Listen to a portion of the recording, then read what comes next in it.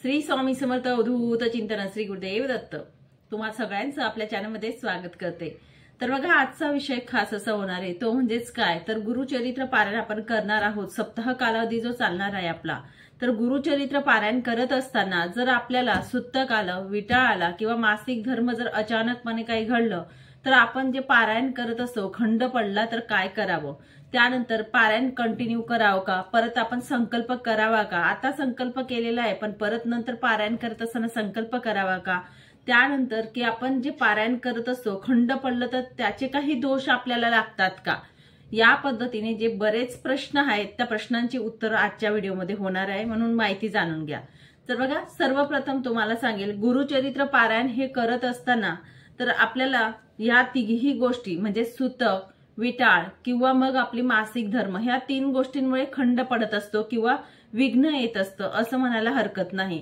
पण बघा मासिक धर्म जो असतो त्याविषयी सांगेल की मासिक धर्माची तारीख महिलांना माहिती असते, त्यामुळे ज्या महिलांचा मासिक धर्माची तारीख जवळ असेल त्या महिलांनी करूच नका की जेणेकरून आपल्या पारायणामध्ये खंड होईल। हा पहिला मुद्दा असतो, कारण महिला काय करतात आपली तारीख माहिती असून देखील 2-4 दिवस आपल्याला माहिती आहे तरी ते सुद्धा करत असतात आणि विरागानंतर आपल्याच मनाला वाटतं की आपण पारायण करत होतो आणि खंड पडला, मी माझ्याकडून ही सेवा का नाही झाली आणि मनाला वाईट वाटून घेऊ शकतात ते। त्यामुळे ही चूक करू नका। तुमचा तारीख जवळ असेल, तुमच्या मासिक धर्माची तारीख जर जवळ असेल तर पारायण करू नका, नंतर तुम्ही करा तरी सुद्धा चालेल, काही हरकत नाही। शेवटी बघा करता करविणारा तेच असतात, आपल्या आयुष्यातील सगळं काही असतं आणि मन असता पवित्र सदाकाळ वाचावे श्री गुरुचरित्र। तुमचं मन जर पवित्र असेल, तुमचा भाव असेल तर नक्कीच तुम्ही नंतर देखील पारायण केलं तरी सुद्धा गुरूंच्या चरणी ते अर्पण होत असतं, या गोष्टीला नाईलाज असतो। मासिक धर्माचा आता हा पण एक प्रश्न असतो महिलांचा की कितव्या दिवसापासून त्या पारायणाला मी बसू शकते। तर बघा पारायणासाठी तुम्ही 5वा दिवस जो असतो त्या 5व्या दिवसापासून पारायणासाठी बसू शकतात, काही हरकत नाही। 5व्या दिवसापासून चालेल, 4थ्या दिवसापासून चालत नाही असं मी तरी स्वतः गृहीत धरते आणि मी जे नियम पाळते किंवा मी जे करते ते मी तुम्हाला सांगत असते। शेवटी तुमची इच्छा आणि 5व्या दिवसापासून सुरुवात करावी। जर समजा तुमची इच्छा असेलच की मला पारायण करायचं आहे, 4थ्या दिवस माझा पहिल्या दिवसाला म्हणजे पहिल्या दिवशी पारायण सुरुवात करायची, त्या दिवशी 4था दिवस येत आहे, तर बघा तुमच्या घरातील कोणीतरी एका व्यक्तीने सुरुवात केली आणि नंतर दुसऱ्या दिवसापासून तुम्ही कंटिन्यू केलं 5व्या दिवसापासून तुमच्या, तरी सुद्धा चालेल, अशा पद्धतीने करा।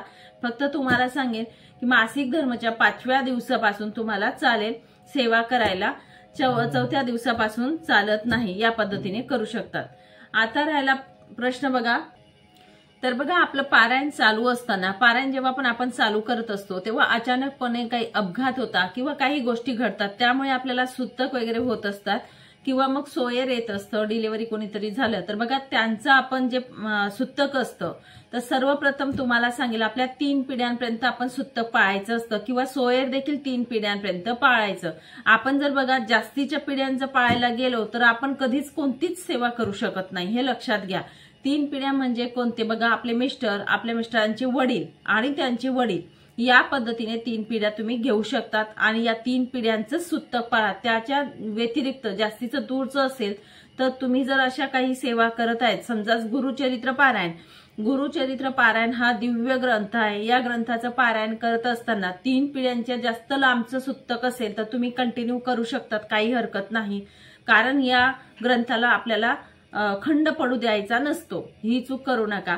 तर बघा जास्तीत जवळचं आलं, तुमच्या घरातलं सुतक आलं, अचानकपणे या गोष्टी घडतात आणि जेव्हा सुतक येतं किंवा काही घटना घडल्या तर बघा काय करावं, तर सर्वप्रथम तुम्हाला सांगितलं असं काही घडल्यानंतर तर तुम्ही तुमच्या घराजवळ एखादी ब्राह्मण बाबा असतील किंवा तुमचे मित्रमैत्रिणी जे कोणी असेल, आता सेवेकरी दादा किंवा ताई असतील तुमच्या घराजवळ राहत असतील किंवा तुमच्या शेजारी विचारा, तुमचे नातेवाईक जवळ राहत असतील जे करू शकतात पारायण, असे जे कोणी असतील तर त्यांना तुम्ही पुढचे जे वाचन असतं पुढचं वाचन ते करायला सांगा। या पद्धतीने त्यांना वाचन आणि उद्यापन जे असतं त्यांच्या हाताने करून घ्यायचं, पोथी वगैरे उचलून घ्यायची, या पद्धतीने तुम्ही करू शकतात।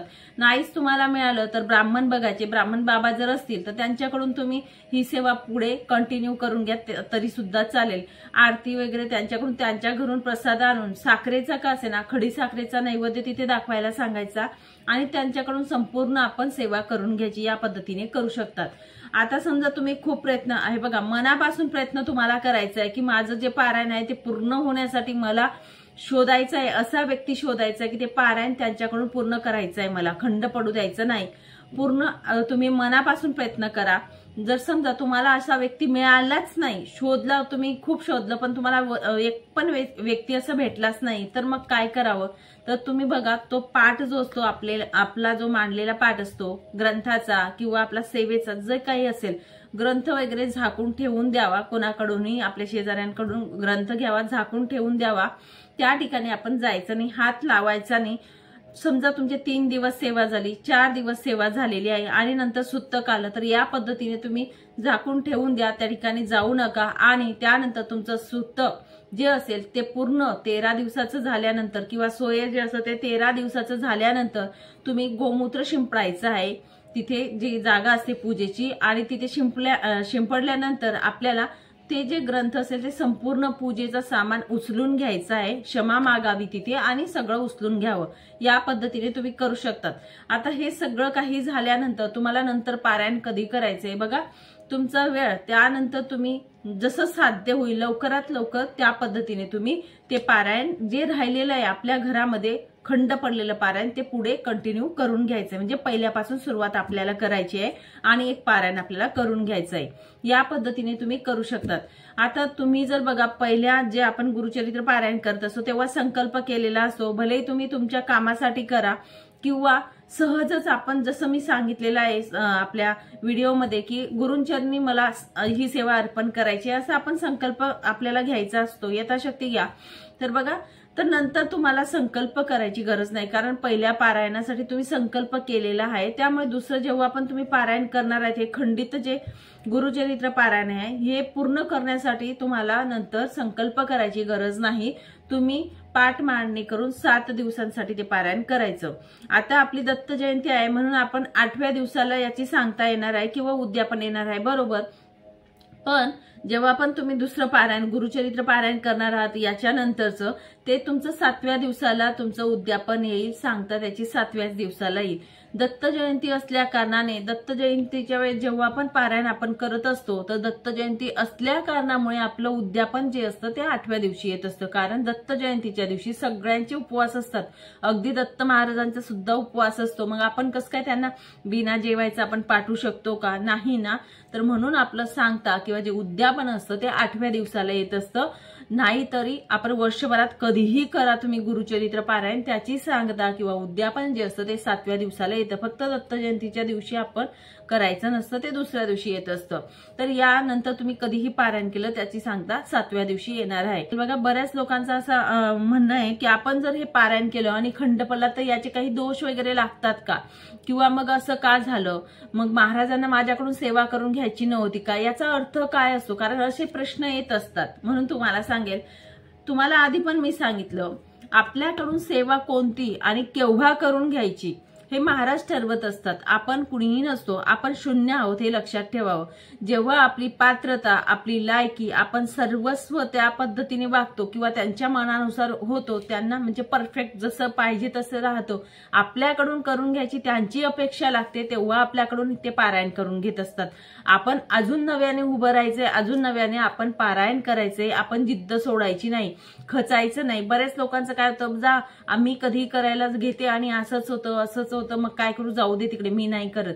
तर नाही, महाराज सुद्धा आपली परीक्षा बघत असतात आणि महाराज परीक्षा त्याचीच बघतात जो आवडता सेवेकरी असतो आणि त्याच्याकडूनच ते परत परत सेवा करून घेत असतात. म्हणून हे लक्षात ठेवा, जेव्हा आपण परत परत सेवा करतो, कुठलीही गोष्ट जिद्द पकडतो, तेव्हा महाराज सुद्धा बघतात की आपली जिद्द किती आहे त्यांची सेवा करण्यासाठी, आपली मनाची तयारी किती आहे त्यांच्या चरणी लीन होण्यासाठी. म्हणून खचायचं नाही, नव्याने आपण उभं राहायचं, नव्याने पारायण करायचं आणि मला करून जे करायचं आहे ते करूनच दाखवायचंय. महाराजांना सांगायचं, तुम्ही जरी हट्ट केला पण माझाही हट्ट आहे की मला करायचंय. त्यांना सांगायचं की माझ्याकडून करून घ्या, मला खूप इच्छा आहे तुमची पारायणाची, म्हणजे जे काही पारायण करायची जी इच्छा आहे ती आतुरता आहे माझी, तर एवढं करून घ्या. त्यांना आराधना करा, त्यांना विनंती करा, नक्कीच महाराज करून घेत असतात. आणि कुठलेही दोष वगैरे लागत नाही, ते मनातून काढून टाका. आपण कधीही हे लक्षात ठेवायचं, आपण जर महाराजांची सेवा मनापासून करत आहोत, ती आपली आई आहे.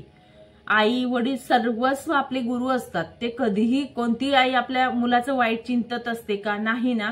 मग हे लक्षात ठेवावं. कधी पण आपण पारायण करतो, आपल्याला कुठलेही दोष वगैरे लागत नाही. फक्त एक लक्षात ठेवा, आपल्याकडून जर पारायण राहून जातं तर आपल्याला घडवत असतात महाराज आणि आपली क्षमता बनवत असतात, आपला संयम बनवत असतात त्यामधून. आणि या गोष्टी लक्षात ठेवून आपल्याला पुन्हा नव्याने पारायण करायची सुरुवात करायची.